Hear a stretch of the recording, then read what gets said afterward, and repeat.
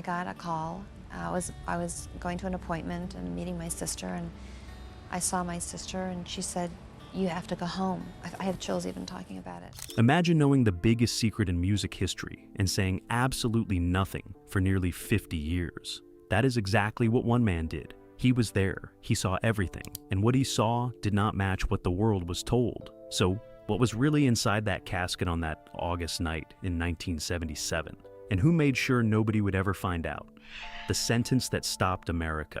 At 9:14 in the morning on February the 17th, while much of America was still warming its hand around its first cup of coffee, a single statement from a retired medical examiner in Memphis, Tennessee, sent a tremor through the country that no one had anticipated and no one was fully prepared to absorb. The words were simple, they were quiet, and they were devastating. That was not Elvis Presley in that casket. No qualifications, no softening, no diplomatic retreat into medical jargon. Just a cold, irreversible sentence from a man who had spent 47 years carrying a secret so enormous that the weight of it had, by his own admission, altered the entire architecture of his life. The statement did not come from a tabloid. It did not emerge from a conspiracy forum or a late-night radio call-in show. It came from Dr. Leonard Casey, 81 years old, former deputy medical examiner for Shelby County, Tennessee, a man who had signed documents, reviewed evidence, and stood inside a room at Graceland on the evening of August the 16th, 1977, doing the work that history had asked of him. And now, 48 years later, on a gray February morning that felt heavier than February mornings are supposed to feel, he had decided that history deserved a different answer. The reaction was not instant. It took 11 minutes for the first newswire to move the story, but once it moved, it did not stop. What made this different from every other Elvis theory that had circulated since 1977 was not the claim itself. What made it different was the man making it. Dr. Leonard Casey was not a fantasist. He was not a grieving fan grasping for comfort in the dark. He was a credentialed, decorated medical professional whose name appeared on the official documentation of one of the most scrutinized deaths in American history. When a man like this speaks, the ground shifts. And on the morning of February the 17th, the ground shifted in a way it may never fully recover from. Stay with me, because the story behind this admission, the decades of silence, the pressures that maintained it, and the chain of events that finally broke it open is far more layered, far more human, and far more consequential than that single sentence suggested. The documents that started everything, to understand why Dr. Casey spoke on February the 17th. We have to return to the quiet, uneasy weeks that preceded it. The weeks when something sealed for nearly half a century began, slowly, and then all at once, to unseal itself. Throughout late January, a pattern had begun forming in the world of Elvis research. A series of documents had surfaced, not dramatically, not in a single explosive release, but gradually, the way water finds its way through stone, one drop at a time, until the crack becomes a fissure, and the fissure becomes something that can no longer be ignored. The first document was a handwritten inventory list from the Shelby County Medical Examiner's Office, dated August the 17th, 1977, the morning after Elvis Presley was declared dead. The list cataloged items present during the examination. Standard procedure, unremarkable on its surface. But two independent researchers, working in different states and completely unknown to each other, noticed the same anomaly at precisely the same time. A notation in the margin, written in a different ink from the rest of the document, read simply, "Confirmed substitution, LC 2 letters, LC, Leonard Casey." The second document surfaced 10 days later. It was a personal letter, never sent, found among the belongings of a former Graceland employee who had passed away in 2019 and whose estate had only recently been settled. The letter was addressed to no one in particular. It read like a confession searching for a recipient it had never found. It described, in careful and deliberate language, a series of events on the evening of August the 16th, 1977, that did not align with any official account. Events involving a second vehicle, a doctor whose name appeared nowhere in any public record, and a casket that arrived at Graceland not from a funeral home, but from a private facility 40 miles outside of Memphis. When these two documents were quietly shared between a small circle of researchers in early February, the atmosphere shifted entirely. One archivist who reviewed both pieces described the moment she understood their combined implication as feeling like the floor had simply disappeared beneath her chair. By the second week of February, Dr. Casey was aware that the documents were circulating. He had known this moment would come. He had, by his own later admission, spent years rehearsing what he would do when it finally arrived. And when a journalist from a Memphis-based investigative outlet contacted him on February the 12th, requesting a comment, Dr. Casey did not hang up the phone. He did not refer the caller to a lawyer. He sat in the chair by his kitchen window, looked out at the gray Tennessee winter pressing against the glass, and said quietly, "Give me 5 days." 5 days later, on the morning of February the 17th, he gave his answer. The man who carried it all. To understand the full weight of Dr. Leonard Casey's admission, you have to understand the man himself, because this was not someone who had spent his life seeking attention or courting controversy. Quite the opposite. Leonard Casey had joined the Shelby County Medical Examiner's office in 1971, 6 years before the death of Elvis Presley. He was known among colleagues as precise, methodical, and almost unnervingly composed. A man who believed that the dead deserved the same rigor and respect as the living, and who carried that belief into every examination he ever conducted. He had examined thousands of cases over a career spanning 3 decades. He had testified in courtrooms across Tennessee. He had written professional papers that were cited in medical and legal literature. He had trained younger examiners who went on to distinguish careers of their own. He was, by every professional measure, a man whose word carried genuine consequence. He had also, for 48 years, said almost nothing publicly about the events of August the 16th, 1977. When journalists called, as they periodically did across the decades, he declined. When documentary filmmakers reached out, he declined. When a publisher approached him in 2003 about writing a memoir, he declined that as well. His former colleagues noted that the subject of Elvis was the one topic that could visibly change the temperature of a room the moment Leonard Casey entered it. People learned, over time, not to raise it in his presence. His daughter, speaking to an interviewer just hours after her father's February 17th statement became public, described the years of silence as a kind of second life her father had been forced to live alongside his real one. He was 2 people, she said quietly. The one we knew, and the one who was carrying something we were never allowed to see. What broke his silence was not just the documents. It was something more personal and more urgent than archival discoveries made by strangers in distant cities. In December of last year, Dr. Casey had received a medical diagnosis that recontextualized everything he had been postponing. The precise nature of that diagnosis remained private at his request, but those close to him confirmed that it introduced a deadline where none had existed before. A man of 81, facing the closing chapter of his life, looked at the secret he had carried since 1977 and made a calculation that only he could make. He could take it with him into silence, or he could set it down and let the world decide what to do with it. On February the 17th, he chose to set it down, and the sound of it landing echoed from Memphis to London and back again before the morning was through. What he says happened that night. Dr. Casey's full statement, released through the investigative outlet that had first contacted him on February the 12th, ran to 11 pages. It was precise. It was clinical. It was written in the measured language of a man who had spent a lifetime constructing official documents and understood exactly what words do and do not mean when they are committed to paper. The account began not on August the 16th, 1977, but 3 days earlier. On August the 13th, Dr. Casey states he received an unusual communication through an intermediary he describes only as a senior figure connected to the legal and entertainment infrastructure surrounding Elvis Presley. The communication was not a request. It was, in his own words, a careful set of instructions delivered with the unmistakable implication that compliance was not optional. He was told that a situation was developing, that certain individuals with significant influence over Elvis Presley's affairs had become aware that the entertainer was in a state of acute personal crisis, one that had moved far beyond the reach of conventional intervention, that a decision had been made, at levels well above anything Dr. Casey had direct knowledge of, to facilitate what the intermediary described only as a controlled transition.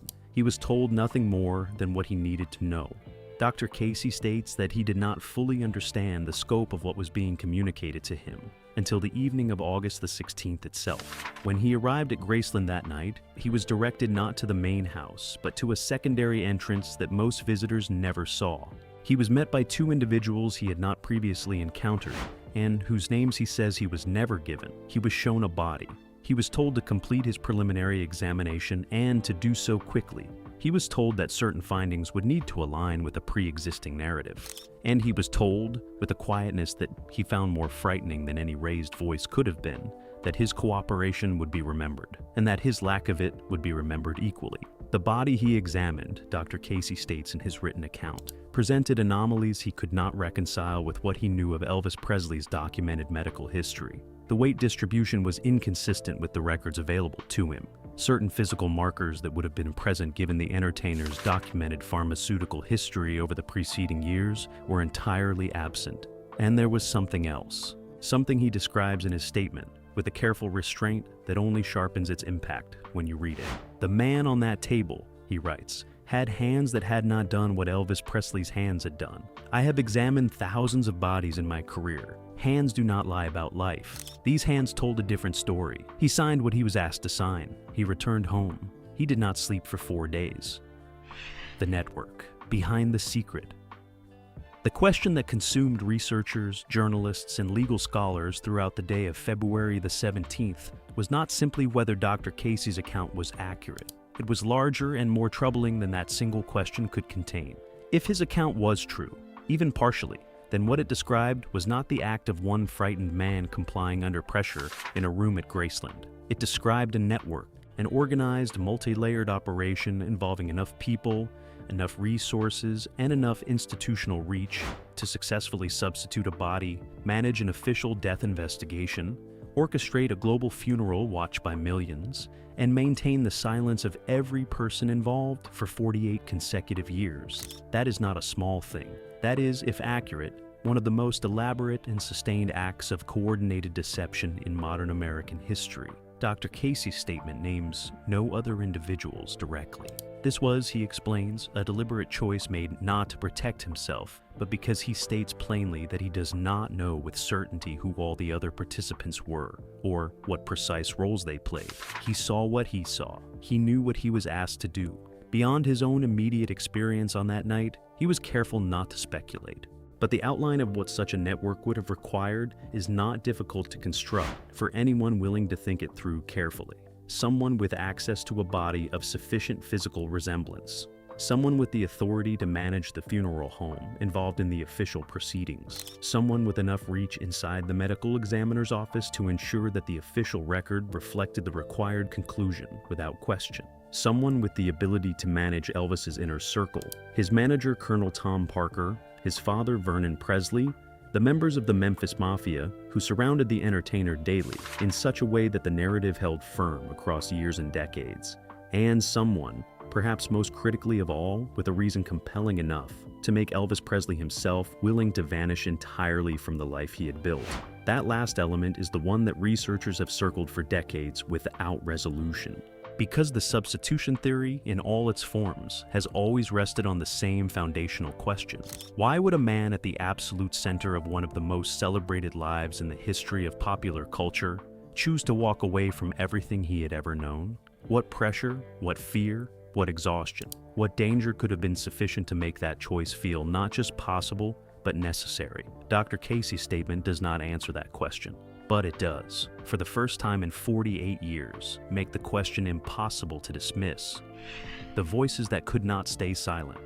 By midday on February the 17th, responses were arriving from every direction, and they were not uniform. They were fractured, passionate, contradictory, and in some cases deeply personal, in ways that surprised even the people expressing them. In Memphis, the official response from the Shelby County government was terse and immediate. A spokesperson stated that the medical examiner's office stood by all documentation related to the death of Elvis Presley on August 16, 1977, and that any claims to the contrary would be reviewed in accordance with established legal and procedural frameworks. It was the kind of statement that said everything and nothing at the same time, and everyone who read it understood that instinctively. In Nashville, a former senior figure in the Tennessee state government, speaking on background to a wire service, said that the allegations, if substantiated, would represent a matter of significant public and legal interest. The careful hedging of that phrasing did not disguise the underlying implication. No one at that level was willing to dismiss this claim outright, and that reluctance was itself a signal worth reading. In Las Vegas, where Elvis had performed his legendary residencies, and where his name remained woven into the fabric of the city's identity across generations, the reaction was rawer and more human.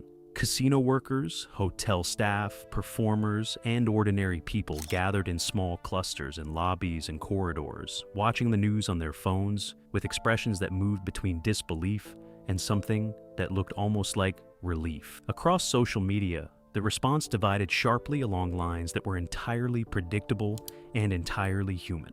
Those who had long believed that something was wrong with the official account of Elvis's death felt, on February the 17th, a kind of complicated vindication. Because to believe Dr. Casey is not to find comfort. It is to accept a haunting. It is to accept that a man lived out an unknown life somewhere, invisible to the world that adored him, carrying the weight of his own erasure through every year that followed. Those who rejected the account did so loudly and with reasonable objections, citing the absence of corroborating physical evidence, the statistical improbability of maintaining such a secret across so many people for so many decades, and the fundamental challenge of accepting one man's uncorroborated testimony as the foundation for overturning an official historical record. The most unexpected reaction of the entire day came from Graceland itself, Elvis Presley. Enterprises issued a statement in the early afternoon that was notable not for what it said, but for its tone. It was measured, careful, and conspicuously free of the outright dismissal that virtually everyone had anticipated. It acknowledged Dr. Casey's statement by name. It expressed respect for the complexity of public feeling surrounding Elvis Presley's legacy.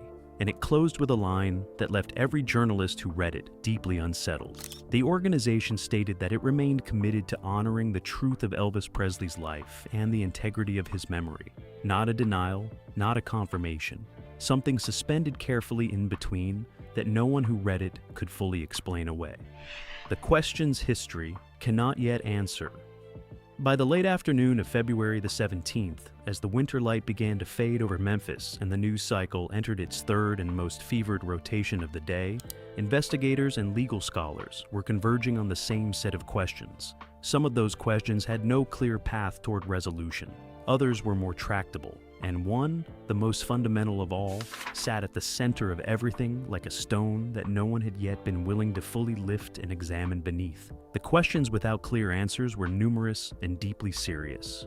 Where was the body that was buried at Forest Hill Cemetery and later moved to the meditation garden at Graceland? Could it be exhumed?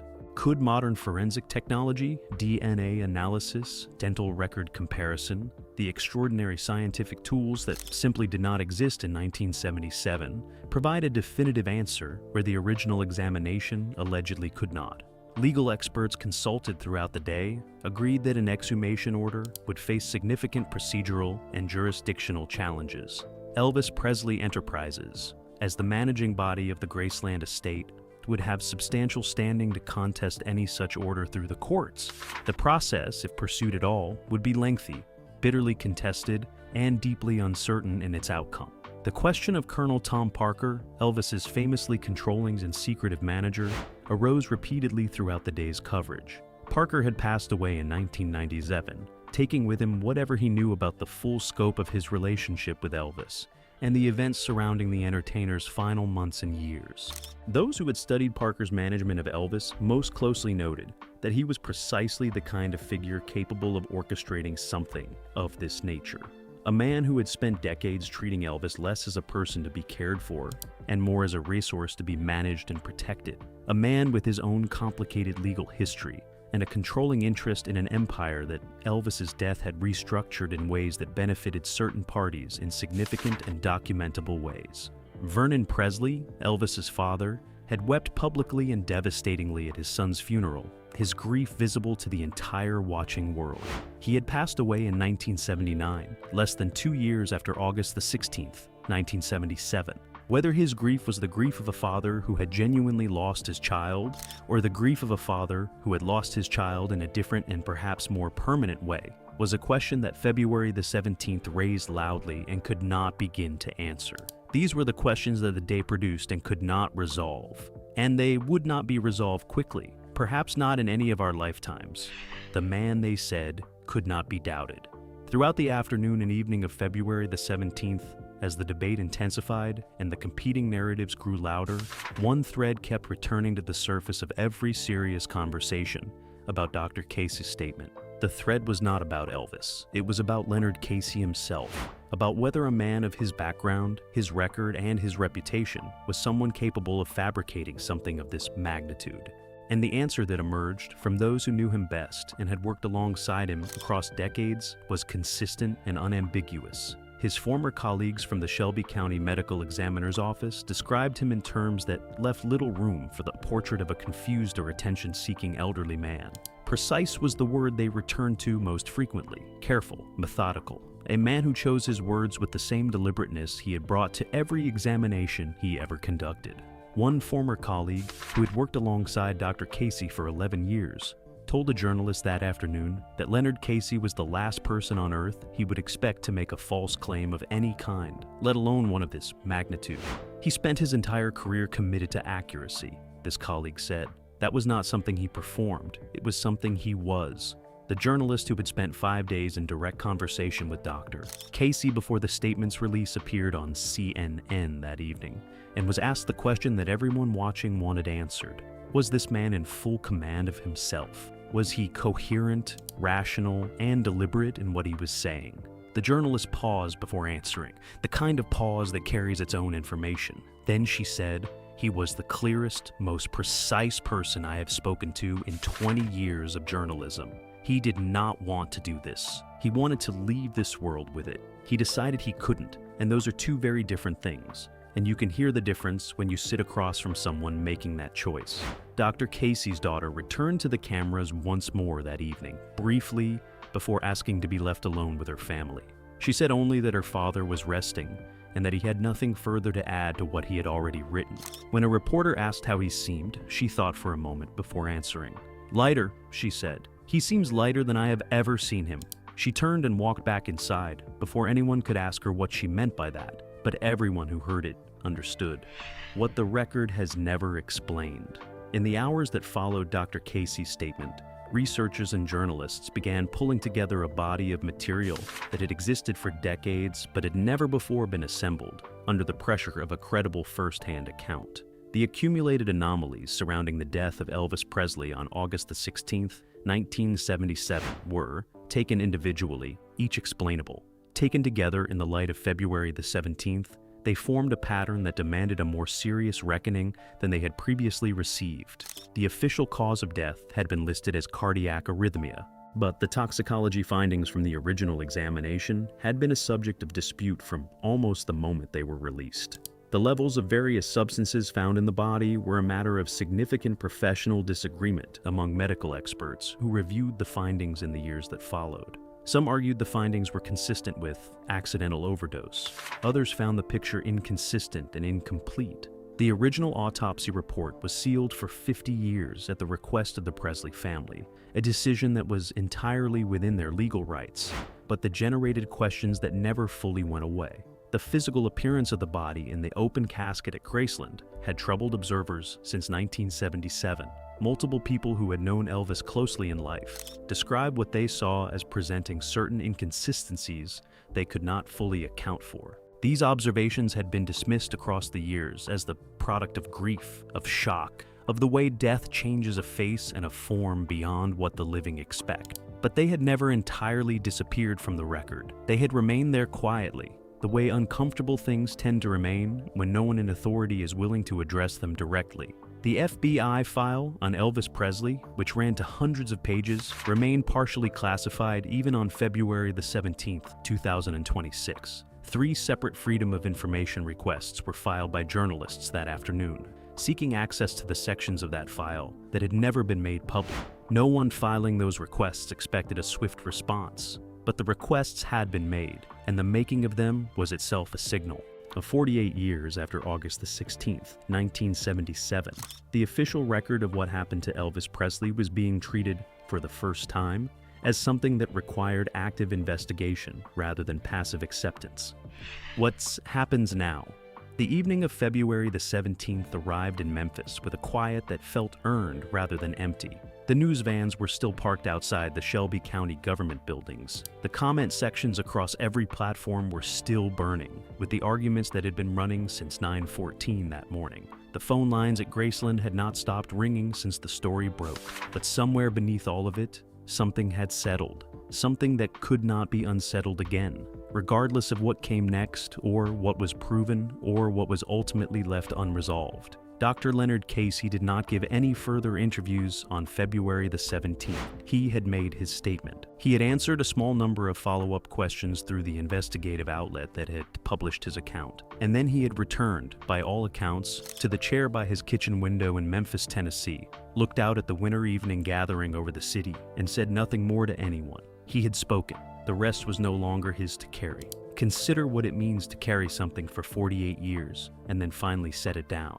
Not in triumph, not in relief exactly, but in the quiet recognition that the time for silence had simply passed, and that the truth, whatever it ultimately proves to be, had a right to exist in the open air. What happens next is genuinely uncertain, and anyone who tells you otherwise is not being honest with you. Legal challenges may emerge. Forensic requests may be filed and contested and fought through courts for years. Congressional attention, given the scope of the claim and its implications for federal agencies whose files on Elvis Presley remain partially sealed, may eventually follow. The process, if it unfolds at all, will be slow and contested and frustrating to everyone who wants a clean and immediate answer. Clean and immediate answers are rarely what history provides when it finally decides to revisit itself. What is certain, and what no subsequent development can undo, is that the landscape of this story changed permanently on February the 17th. Not because every question was answered, not because physical proof was produced. In a kitchen in Memphis, as the last light of February the 17th faded from the window, Dr. Leonard Casey sat in his chair and looked out at the dark. He had carried his secret for longer than some people live their entire lives. He had set it down, at last. Whatever came next was no longer his burden. He had said what he came to say, and in the end, that was enough.